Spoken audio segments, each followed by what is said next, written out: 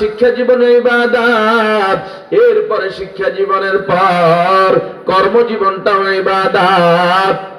কর্মজীবনও কি? কর্মজীবন। আপনি যদি কর্ম করেন হালাল পন্থায়, কোন পন্থায়?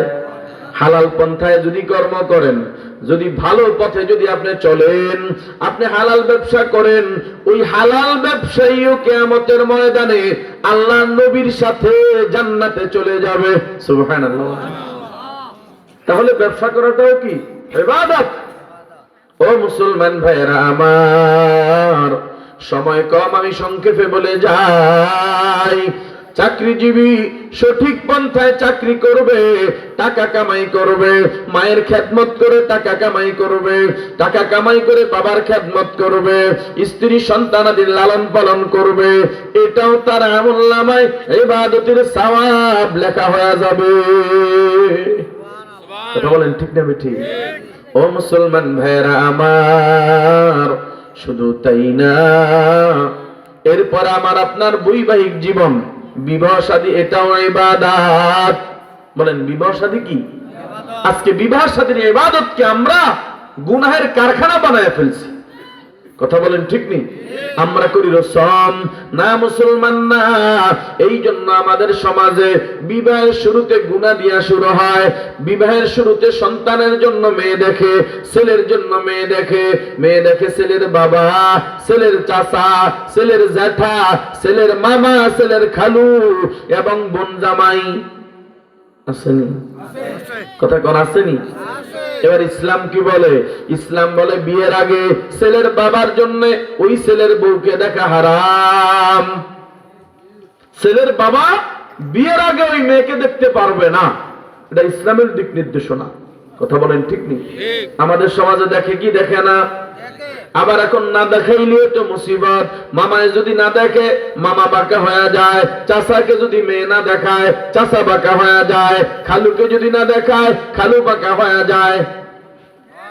আর বোনের জামাই না দেখলে তো বিয়েই হবে না। ওর কথা কয় না? বোনের জামাই না দেখলে বিয়ে সেখানে কি হবে না? বোনের জামাইরা যদি ফোন দেয়, দুলা ভাই আমরা তো এমনি মাই ওকে দেখছি, শুক্রবারে কথাবার্তা হইব, হর্দ হইব, যদিও আল্লাহ যদি বাঁচা হয়তো আগদ হয়ে যাব। কাকি তো তোকে কেমন দুলাভাই আসেনি? তোর দুলাভাই তো মরে গেছে। ওর কথা কয় না? তোরা কি এখন আঙ্গুরে বলেছি? তোরা তোরা তোরা 100। কথা বলেন ঠিক না বেঠি? অথচ ওই দুলাভাই রাগ করলো কেন? চাচা রাগ করে, মামা রাগ করে, কেন রাগ করলো? ওই তাকে যে মেয়েটা দেখায় নাই আগে। কথা বলেন ঠিক না বেঠি? ও মুসলমান ভাইরা আমার, আমি আমার মুরব্বীদেরকে বলে যাই, যারা এখানে বাবা আছেন, যারা মামা আছেন, যারা চাচা, যারা জ্যাঠা, যারা খালু, বোন জামাই, আপনাদের খেদমতে আরজ করে যাই, এমন কোন বিষয়ে সমাজে কোনোদিন রাগ করবেন না। আজকে থেকে এই নিয়তটা করা যায় কি যায় না? এই যেরকম নিয়ত করা যায় কি যায় না? রাগ করিয়েন না। কঠিন কিছু মাসালা আছে, বলতাম নি, বলতাম নি, দুই একটা কম বেশি কইতাম না। কঠিন অবস্থা আমাদের সামাজিক ভাবে। আজকে দেখেন আমাদের প্রত্যেকের বাংলাদেশের ইতিহাস কি?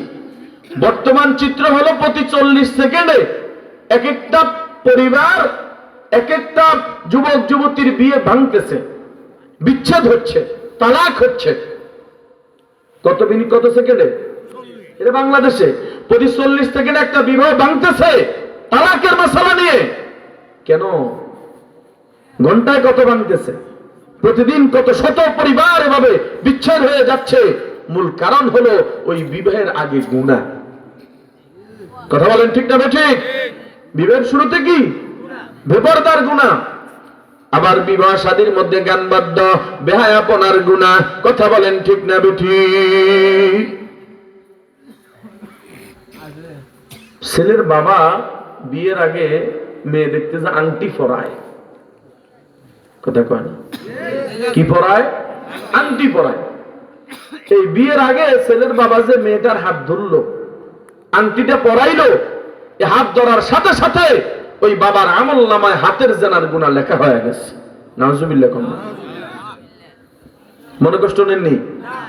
বলে যে এমনি আয়তো আমাদের এলাকাতে একটা বেজাল লাগাই দিয়ে চলে গেল। শরীয়তের মাসালা আপনি মানলে লাভ হবে, না মানলে আপনি ক্ষতিগ্রস্ত হবেন, আমাদের দায়িত্ব বলে গেলাম। কথা বলেন ঠিক না বেঠিক? ও মুসলমান ভাইয়েরা আমার, আবার আরেকটা জটিল মাসালা সমাজে, সেটা হলো আমাদের সমাজে পুত্রবধূরা শ্বশুরের খেদমত করবে। এটাতে ইসলাম কোনো বাধা দেয় না। পুত্রবধূ শ্বশুরের জন্য ভাত রান্না করবে, নাস্তা রান্না করবে, নাস্তা ব্যবস্থা করবে, শ্বশুরের জামা কাপড় ধুইয়া দিবে, শ্বশুরের অন্য যত সব কিছুর ব্যবস্থাপনা করবে। তবে শ্বশুরের শারীরিক কোনো খেদমত পুত্রবধূ করতে পারবে না। সমস্যাটা কোথায়?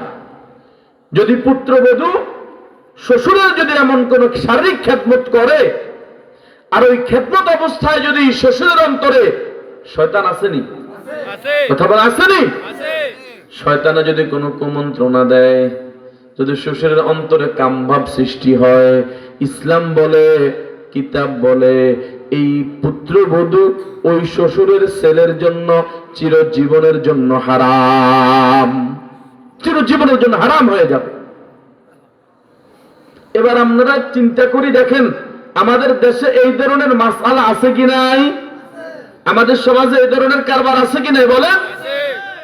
আমার কাছে এমন খবরও আছে, বহু পরিবারের শ্বশুরের সাথে ছেলে বিদেশ, পুত্রবধূর সাথে শারীরিক বহু নগ্ন সম্পর্ক আছে। নাউজুবিল্লাহ বলেন না। কেন আজকে পরিবারে অশান্তি? পরিবারে আগুন জ্বলে কেন?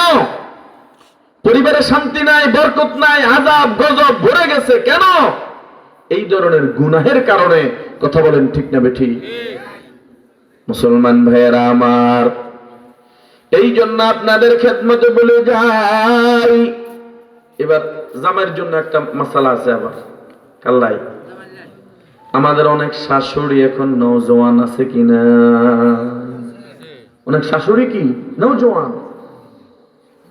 এই জামাই অনেক সময় শাশুড়ির সাথে একসাথে গাড়িতে করে যায় আসে, কি ভাই আছে কি নাই? খবরদার, যদি মেয়ের জামাই যদি শাশুড়ির সাথে গা ঘেঁষে বসে অথবা হাত পা ধরে, এমন অবস্থায় যদি শাশুড়ির অন্তরে কোনো খারাপ কামনা বাসনা আসে, অথবা জামাইয়ের অন্তরে যদি কোনো খারাপ কামনা বাসনা আসে, ওই মহিলার মেয়ে এই জামাইয়ের জন্য চিরতরে হারাম হয়ে যাবে। নাউজুবিল্লাহ কইবেন না? এজন্য সতর্কতা অবলম্বন করা দরকার। ও মুসলমান ভাইরা আমার, তাহলে বুঝাইলাম বিবাহ শাদী ইবাদত। এই বিবাহ শাদীর মধ্যে বেপরদার গুনাহ ঢুকানো যাবে না, গানের গুনাহ ঢুকানো যাবে না, বেহায়াপনার গুনাহ ঢুকানো যাবে না, যৌতুকের গুনাহ ঢুকানো যাবে না। এই ছাত্ররা এখানে প্রদর্শন দিয়া দেখাইছে যৌতুকের হারাম বিবাহ শাদীর মধ্যে ঢুকানো যাবে না।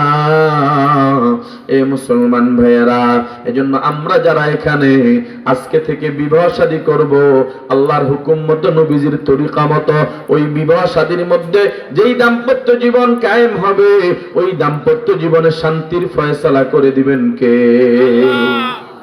যারা বলেন কে করবেন? আল্লাহ করবেন। মুসলমান ভাইয়েরা আমার, এইভাবে আমার আপনার প্রতিটি ক্ষেত্রে ইবাদত আছে কি নাই? যদি যারা ইবাদত করবে তারা আল্লাহর বান্দা হতে পারবে। আমরা কি আল্লাহর বান্দা হতে চাই না নেতা হইতে চান? কি হইতে চান বলেন? নেতা হবেন না বান্দা হবেন? হ্যাঁ, বান্দা। এই তো বুঝদার আছে, কিন্তু না, এখানে যারা নাই তারা তো নেতা হইতে চায়, ঠিক নেই? নেতার পদ একটা লাই লক্ষ লক্ষ টাকা নেতারে ঘুষ দেয়, ওয়ার্ড সভাপতি সেক্রেটারি হইব, এটার লাই নেতারে ঘুষ দেয়, আসেনি? এই কথা বলা আসেনি? অথচ আল্লাহর বান্দা হওয়ার চেষ্টা নাই। নেতামি দিয়ে কি লাভ? বেশি থেকে বেশি একটু চাঁদাবাজিটা যে করা যায় আর কি। কথা কর না কেন? নেতা বলছে, সভাপতি সাহেব বলছে 2 লাখ দে, ওর কথা কয় না। সেক্রেটারি সাহেব বলছে 2 লাখ মার। খবরদার মুসলমান, আমার আল্লাহর দরবারে হাজার লাখ কোটি সভাপতির কোনো দাম নাই, আমার আল্লাহর দরবারে এক প্রিয় বান্দার দাম অনেক বেশি। কথা বলেন ঠিক না বেঠি? এ মুসলমান বাবা, এই জন্য আমরা আল্লাহর বান্দা হতে চাই। কারা কারা দুই হাত তুলে আল্লাহরে দেখাই। নারায়ে তাকবীর। আল্লাহ সবাইকে আল্লাহর খাঁটি বান্দা হিসেবে কবুল করেন। জোরে বলেন আমিন। ও মুসলমান ভাইরা আমার, মূল আলোচনা শেষের দিকে যাব। এবার আল্লাহ পাক রব্বুল আলামিনের কোরআনুল কারীমের আয়াত, আমি যে আয়াতে কারীমা সূরাতুল ফুরকান থেকে তেলাওয়াত করলাম, এই আয়াতের মাঝে আল্লাহ রাব্বুল আলামিন আল্লাহর প্রিয় বান্দার 4টা গুণ বলেছেন। জোরে বলেন কয়টা? এই 4টা গুণ অর্জন করবে যারা আল্লাহর প্রিয় বান্দা বান্দি হইয়া আল্লাহর জান্নাতের মেহমান হবেন তারা। এখন আল্লাহর বান্দা হইয়া আল্লাহর জান্নাতে যেতে চাই। কথা, আল্লাহর জান্নাতে যেতে চাই। আল্লাহ সবাইকে কবুল করেন। জোরে বলেন আমিন। 1 নাম্বার মহান রব্বুল আলামিন বলেন, ওয়া ইবাদুর রাহমানিল্লাযীনা ইয়ামশুনা আলাল আরদি হাওনা। মহান রব্বুল আলামিন বলেন, ও বান্দা বান্দি আমার, আমি রহমানের বান্দা যারা হতে চাও, 1 নাম্বার গুণাবলী, যারা জমিনের মধ্যে চলাফেরা করবে বিনয়ের সাথে, নম্রতার সাথে, আমি রহমানের বান্দা হতে পারবে তারা। জোরে কন্না সুবহানাল্লাহ। রহমানের বান্দা হবে কারা? জমিনে বিনয়ের সাথে চলবে যারা, জমিনে নম্রতার সাথে চলবে যারা। সমাজে অল্প কিছু মানুষ আছে যারা বিনয়ের সাথে চলে, ঠিক নেই? আর অধিকাংশ মানুষ অহংকার নিয়ে চলে, ভাব নিয়ে চলে। কেউ টাকার বাহাদুরি দেখায়, কেউ আবার ক্ষমতার বাহাদুরি দেখায়, কেউ আবার রূপের বাহাদুরি দেখায়, কেউ আবার সম্পদের বাহাদুরি দেখায়, কেউ বংশের বাহাদুরি দেখায়। ওরে মুসলমানের দল, খবরদার খবরদার, সম্পদের যারা বাহাদুরি দেখাও, ওই নমরুদের ইতিহাস তালাশ করো, কারুনের ইতিহাস তালাশ করে দেখো। আল্লাহ পাক রব্বুল আলামিন ওই কারুন এত সম্পদের মালিক হওয়া সত্ত্বেও একটু অহংকারী করার কারণে, যাকাতকে অস্বীকার করার কারণে আমার আল্লাহ রব্বুল আলামিন তারে মাটির নিচে ধসাইয়া দিছে। এখনো সে জমিনের নিচে যাইতেছে, এখনো সে জমিনের নিচে কি করতেছে? তলাইতেছে। এখনো কিয়ামত পর্যন্ত সে তলাবে। আল্লাহু আকবার বলেন। কুদরত কার? ক্ষমতা কার? ও মুসলমান ভাইরা আমার, যারা ক্ষমতার বাহাদুরি দেখাও, নমরুদের ইতিহাস তালাশ করো, ফেরাউনের ইতিহাস তালাশ করে দেখো। 400 বছর রাজত্ব করে ফেরাউন টিকতে পারছে না।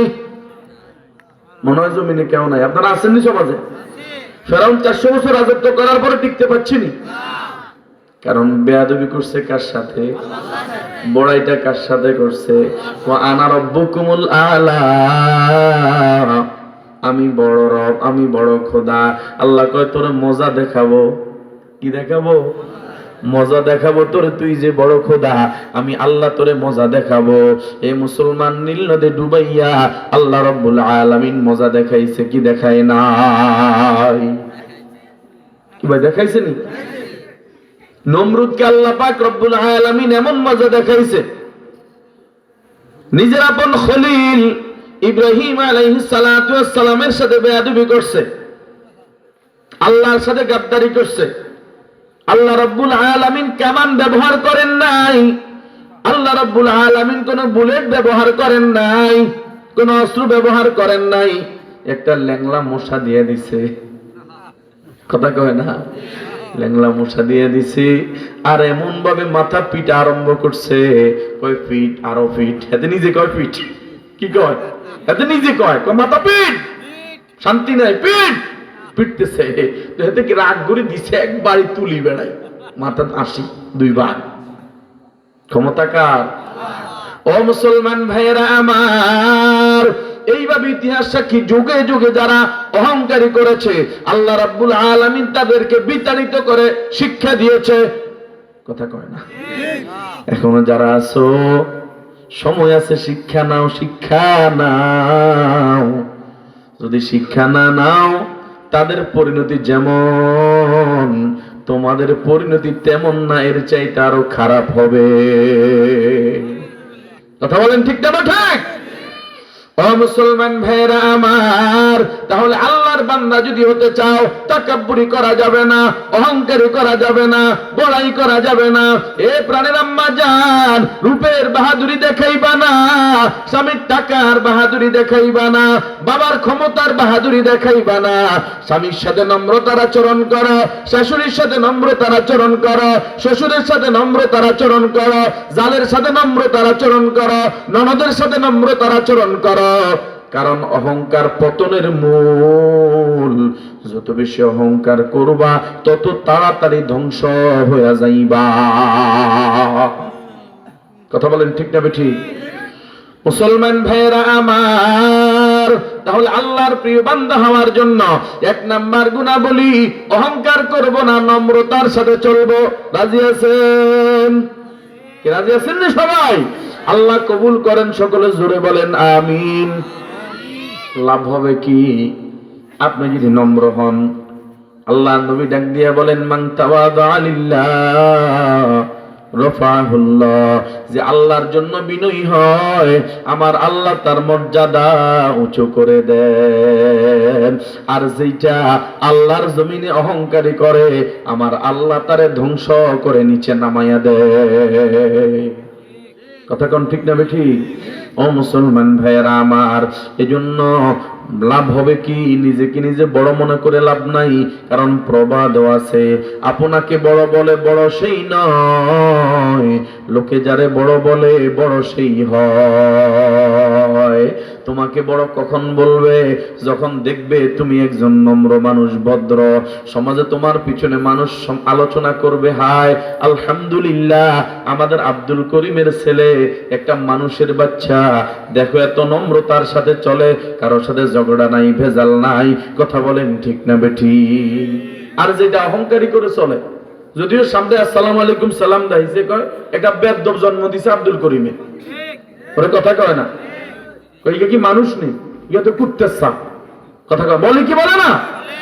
খবরদার মুসলমান, এই জন্য আমরা সমাজে নম্রতার সাথে চলবো, ভদ্রতার সাথে চলবো, তাকাব্বুরি করব না, অহংকারী করব না।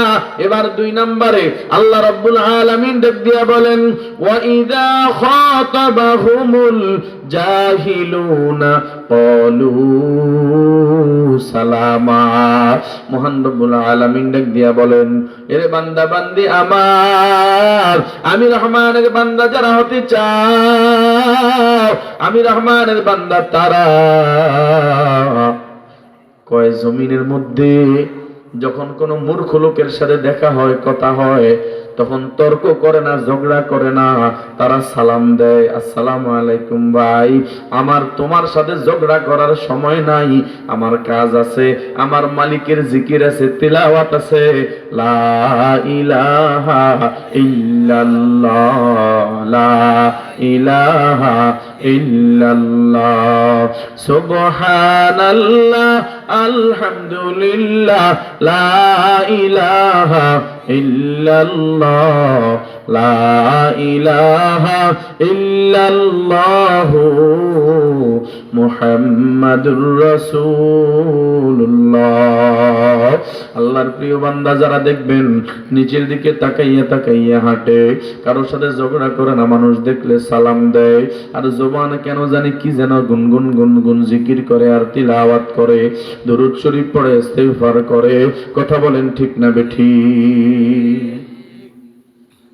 মূর্খ লোকের সাথে তর্ক করে না। কিন্তু আমাদের চায়ের দোকানগুলো এখন তর্কের আড্ডাখানা হয়ে গেছে। কেউ কেউ আবার এটারে মিনি সংসদ বলে। কি সংসদ? মিনি সংসদ। আরে কি তর্ক! এই দলের 3 জন, আরেক দলের 2 জন, আরেক দলের 1 জন, কি টেবিল থাবড়াই, বেচারা কষ্ট করি, অনেক কষ্ট করে একটা চা দোয়ান দিয়ে যে টেবিল বানাই, টেবিল থাবড়াই এমন জোরে কথা কয়, মনে হয় গোটা বাংলাদেশের বড় বুদ্ধিজীবী দৌড়িয়ে গ্রামে আসি বসে রয়েছে। ওরা কথা কয় না। এবং দেখবেন মূর্খ লোক যারা, আপনি যত যুক্তি দেন, সর্বশেষ হাতে কেবল ল নুন সোয়াশের দিলাম, কথা আটটাই ঠিক, ওর কথা কয় না। ও মুসলমান ভাইয়েরা আমার, এমন ব্যক্তিদের সাথে কথা বলা যাবে না।